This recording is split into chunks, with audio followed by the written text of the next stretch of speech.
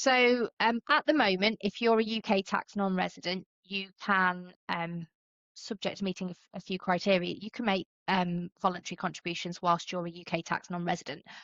And that is a way of you effectively topping up your state pension whilst you're outside of the UK. So in principle, you could be working outside of the UK for 10, 15 years and still come back to a full state pension.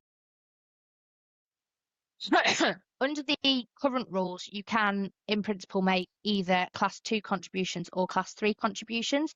Class 2 contributions are £3.50 per week, whereas Class 3 contributions are £17.75, I believe, per week.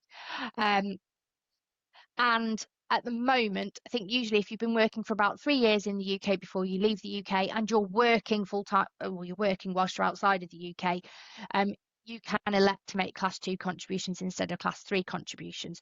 What Rachel Reeves had said during the budget was that effectively it feels unfair that people who are outside of the UK are able to make cheap or buy cheap state pensions by making these Class 2 contributions.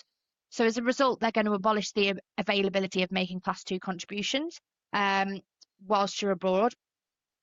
Can't remember if we've got a date for that. Do we have a date for when that would come into play? I think it looked as if it was going to come in the next Finance Act, so I think it might be from April, but I couldn't find a specific date mentioned. That's cool.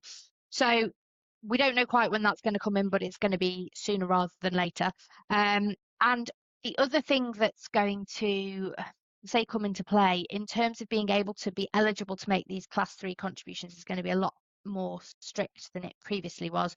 So you're going to have needed to have made 10 years worth of contributions or be UK tax resident for 10 years prior to departure from the UK in order to be eligible to make these Class 3 contributions.